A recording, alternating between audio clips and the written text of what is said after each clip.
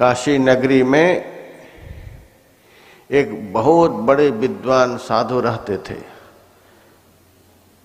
भौतिक विद्या में भी परिपूर्ण थे और आध्यात्मिक विद्या में भी निष्णात थे। उनका नाम था गैवानंद जी महाराज। अवधूत वेश में रहते थे। कभी किसी के घर जाकर के भिक्षा मांग करके ले आते थे, खा पी करके एकदम मस्त होकर के विचरण करते थे। काशी नगरी में बहुत बड़े बड़े विद्वान पंडित भी रहते हैं। उन पंडितों ने एक बार आपस में विचार किया कि रहता था या अवधूत भेष में भीख मांग करके जहां तहां से खा करके कहीं पड़ा रहता है, लेकिन दुनिया में इसका नाम बहुत है।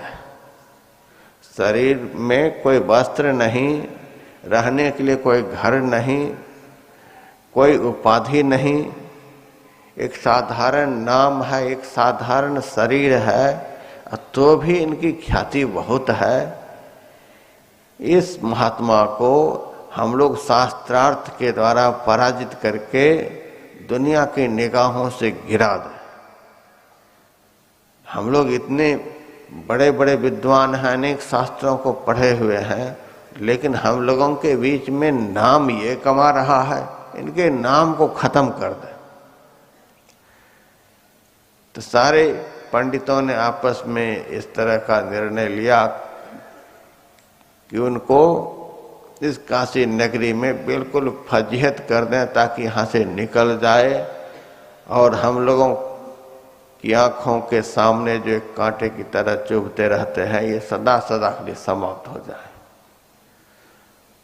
तो सारे पंडित लोग एकत्रित होकर के गैवानंद जी महाराज के पास गए और उनसे कहा कि हम आपसे शास्त्रार्थ करना चाहते हैं। गैवानंद जी महाराज ने कहा, शास्त्रार्थ किस लिए? हार और जीत के लिए। हम सबके बीच में हाथ जोड़कर कहते हैं कि आपकी जीत है और हमारी हार है। हमें जीतने की कोई आवश्यकता नहीं, हमें जीत नहीं चाहिए। हम तो शांति से सबसे हार करके रहना चाहते हैं। पंडितों ने कहा ऐसा कहने से नहीं होगा, आपको तो शास्त्रार्थ करना ही पड़ेगा।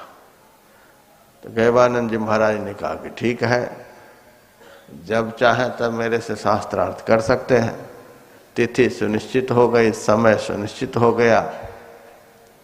सारे बड़े बड़े विद्वान दिग्गज पंडित एक जगह एकत्रित हुए।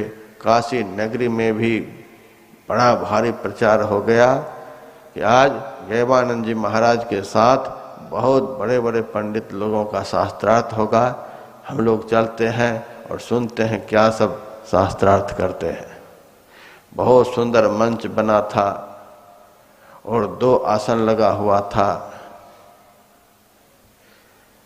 एक आसन गैवानंद जी महाराज के लिए और एक आसन उनके प्रतिद्वंदी पंडित के लिए। पूरी नगरी के पंडित पधारे थे, लेकिन गैवानंद जी महाराज मंच पर नहीं गए। चुपचाप श्रोताओं के बीच में अवधूत की तरह बैठे हुए हैं। बहुत देर हो गई, समय हो रहा है, मंच पर गैवानंद जी महाराज पधारे नहीं हैं। पंडितों के मन में हुआ कि गैवानंद जी महाराज हम लोगों के डर से काशी नगरी छोड़ करके भाग गए। लेकिन एक बार घोषणा करके तो सुना देते हैं ताकि लोगों को पता चल जाए कि बुलाया गया शास्त्रार्थ के लिए, लेकिन वह आया नहीं, भाग गया। अपने उनकी प्रतिष्ठा खत्म हो जाएगी। मंच पर से पंडितों ने कहा, यदि इस सभा में गैवानंद जी महाराज नाम के कोई साधु हैं, इस मंच पर शास्त्रार्थ के लिए उपस्थित हो जाएं। हम लोग सुनिश्चित समय पर मंचारूढ़ हो गए हैं, आप जल्दी से पधारें। तब गैवानंद जी महाराज सभा के बीच से उठकर खड़े हुए मंच पर अपने आसन पर जाकर बैठे। गैवानंद जी महाराज ने कहा आप लोग मेरे से शास्त्रार्थ करने के लिए यहाँ इकट्ठे हुए हैं। सबसे पहले मैं आपसे यह जिज्ञासा करता हूँ कि आप लोग मेरे से जीव बनकर शास्त्रार्थ करेंगे कि ब्रह्म बनकर शास्त्रार्थ करेंगे? फिर शास्त्रार्थ हम लोग करेंगे। इस प्रश्न को सुनकर सारे पंडित मौन हो गए। किसी के मुंह से कोई शब्द ही नहीं निकल रहा है। 1 घंटा हो गया, सभा के लोग बोर हो रहे हैं, कोई बात ही नहीं हो रही है। गैवानंद जी महाराज ने क्या पूछ दिया कि सब एक ही बार में चुप हो गए। जब किसी भी पंडित के मुंह से कोई भी शब्द नहीं निकला, तब सभा के लोगों ने तालियां पीट दी, गैवानंद जी महाराज की जय, गैवानंद जी महाराज की जय। जब इनकी बात पर कोई जवाब ही नहीं दे सके तो इनकी जीत हो गई, ऐसे जीत हो गई। बड़े खुश हुए। सारे पंडित एक शब्द भी नहीं बोल रहे हैं। गैवानंद जी महाराज के पास सभा के लोग इकट्ठे होकर गए, हाथ जोड़कर कहते, महाराज हम लोग बड़ी आकांक्षा लेकर के आए थे कि आपस में शास्त्रार्थ होगा, बहुत अच्छी अच्छी बातें एक दूसरे से करेंगे, हम लोग सुनेंगे, लेकिन कोई बात ही नहीं हुई। बिना बात के ही शास्त्रार्थ पूर्ण हो गया, आपकी विजय हो गई। आप क्या बोले जो ये लोग कुछ बोल ही नहीं पाए? गैवानंद जी महाराज ने कहा, हम तो एक साधारण जिज्ञासा किए थे कि आप लोग मेरे से जीव बनकर शास्त्रार्थ करना चाहते हैं कि ब्रह्म बनकर शास्त्रार्थ करना चाहते हैं। तो कोई कुछ बोला ही नहीं। तो श्रोताओं ने कहा, ये लोग बोले क्यों नहीं, क्यों चुप हो गए? सब के सब बड़े विद्वान पंडित हैं, इसीलिए सब चुप हो गए। तो चुप हुए क्यों? क्या इसमें रहस्य है? गैवानंद जी महाराज ने कहा, रहस्य यही है कि यदि ये लोग मेरे से कहते कि मैं जीव बनकर शास्त्रार्थ करूंगा, तो जीव तो सदैव अज्ञान की अवस्था में रहता है। जीव को ज्ञान है ही नहीं। जिनको ज्ञान ही नहीं है वो शास्त्र की बात क्या करेगा? जीव तो अल्पज्ञ होता है, ज्ञानहीन होता है। ज्ञानहीन क्या विद्वान से शास्त्रार्थ करेगा?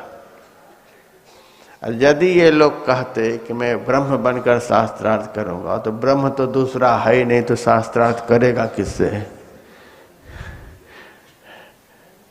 ब्रह्म को जानने के लिए कुछ बाकी है ही नहीं, दो ब्रह्म है नहीं, तो शास्त्रार्थ करेगा किससे?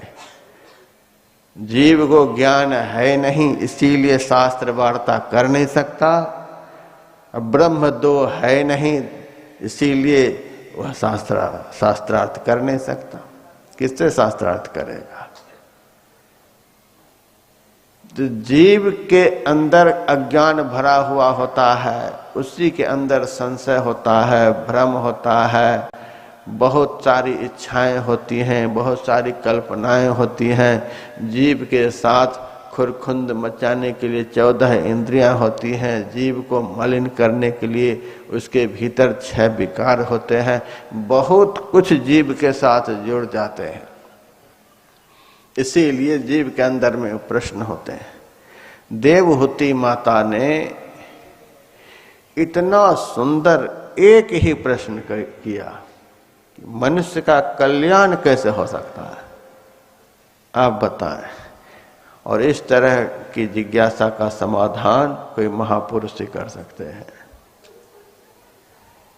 कपिल भगवान ने इस जिज्ञासा को सुना और बड़े खुश हुए। उन्होंने कहा, माता, जीव तो कल्याण का ही स्वरूप है, इसका शुद्ध स्वरूप ही कल्याण है। जीव को अपना शुद्ध स्वरूप का पता चल जाए, बस इसका हो गया कल्याण। जीव को कल्याण कहीं से लाना नहीं है, जीव को कल्याण पाने के लिए कहीं जाना नहीं है, किसी से उधार नहीं लेना है, कोई इसका कल्याण कर भी नहीं सकता है। इसका शुद्ध स्वरूप ही कल्याण है। इसके ऊपर जितने आफत हैं वे सब हट जाएं, बस यह स्वतः कल्याण का स्वरूप है।